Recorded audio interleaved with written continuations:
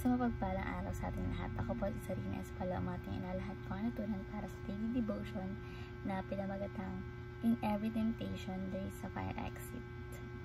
Kumbaga sa lahat ng tukso may fire exit, no? Diba sa minsan kapag may sumunod na nangyari sa kondo, may fire exit, no? So takbo ka na, no? Huwag ka na magdalawang isip pa kung tutuloy mo ba or hindi, diba? So ganun din po sa tukso, may fire exit. So yung scripture po natin ngayon is 1 Corinthians chapter 10 verses 12 to 13, and sinasabi dito na, therefore let anyone who thinks that he stands take heed lest he fall. No temptation has overtaken you that is not common to man. God is faithful, and He will not let you be tempted beyond your ability. But with the temptation, He will also provide the way of escape, that you may be able to endure it. So sa Tagalog is, kaya't ang nag-aakalang siya'y nakatayo ay mag-ingat na baka siya'y mabuwal. Walang tuksong dumating sa inyo na hindi karaniwan sa tao, subalit tapat ang Diyos, na hindi niya ipahintulot na kayo'y tuksohin ng higit sa inyong makaya. Kundi kalakip din ng tukso ay naglalaan ng pag-iwas upang ito'y makayang tiisin. So, yung katuruan po natin ngayon is number 1, sin is disease so severe that only God's grace can cure it. Yung kasalanan daw po natin is malubhang karamdaman.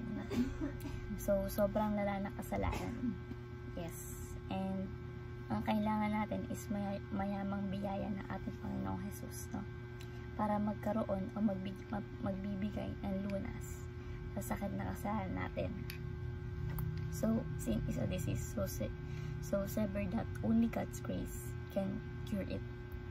Next is temptation is restrained by God's faithfulness. So, ito yung nagpapakita ng mayamang biyaya ng Diyos sa atin, no? Like, walang temptation na darating sa atin na hindi sinusuri ni God, no? Lahat sinusuri niya. So, yung tukso na dumarating sa atin is hindi galing sa Diyos, kundi ito'y sarili nating kagagawan, no? Si Satan yung tumutukso sa atin. Talagang may quality control nga na si God na hindi niya pa yung tulutan yung kaaway, yung kaaway na gumawa ng pagsubok na hindi natin kaya lampasan. Ayun sinasabi dito. Temptation is restrained by God's faithfulness. Next is, all temptation have a providential fire exit. So sabi ko nga kanina, lahat ng tukso na ibibigay sa atin is may fire exit, no? Magbibigay si Lord ng fire exit na pwede natin gamitin ng freedom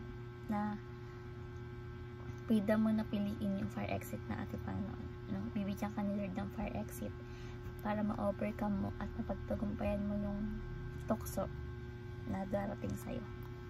So, bilang application, number 1 is trust God's faithfulness. Pagkatiwalaan po natin yung katapatan na ating Panginoon sa atin, no? Walang tuksong darating sa atin na yun nga, tapat kay God, no? Lahat ng kaaway o kasamaan ay hindi pwedeng dumating sa buhay na hindi dumaan sa quality control ng ating Panginoon. At yung tukso na yun is pinahihintulutan ng ating Diyos, no? Na dumating sa atin dahil alam ni God na may kakayahan tayo or ability para lagpasan yung tuksong yun. At tayo, mas lalo tayong dumedepende sa mayamang biyaya ng ating Panginoon, no? Upang mapagtagumpayan natin yung tukso na dumarating sa atin. So, trust God's faithfulness. Walang darating na tukso sa atin na hindi kaya lagpasan na ating kakayahan. Next is, escape through God's providential fire exit, no? Mayroong providential fire exit, no? Para makatakas tayo, para makaiwas tayo sa mga tukso na dumarating sa atin. Pag nagbigay sa'yo si God ng kaparaanan na umalis sa tuksong yun, alis na, no? Huwag ka na magdalawang isip. Huwag ka na yung pabebe pan. Huwag ka na ano na, tatakas ba ako? Nagaling ko ba to? Iya mo na yan, ganun na. Takas na. No, huwag ka na mag-isip. Escape through God's providential fire exit. And lastly, ayun na pa pala yung lastly. Escape through God's providential fire exit. Next is, do not give an inch to Satan. No? Huwag tayong maging mapagmataas sa sarili natin. Huwag tayong pa-confident sa sarili natin naman. No? Lagi tayong magpa-confident sa Diyos, sa mayamang biyaya ng ating Panginoon. No? Do not give an inch to Satan. Huwag natin hayaan bigyan si Satan ng teritoryo sa buhay natin. No? Huwag. So, trust God's faithfulness and escape through God's providential fire exit. Lahat ng listener dito is kung pinibigyan ka ng Panginoon na kaparaanan na umalis sa tuksong yun, umalis ka na. And ayun, lagi natin isipin si Lord God. And tigilan natin yun o patayin na natin yung tuksong yun bago tayo patayin ng tuksong yun. So that's all. Sana may saboy natin to and may share natin sa iba.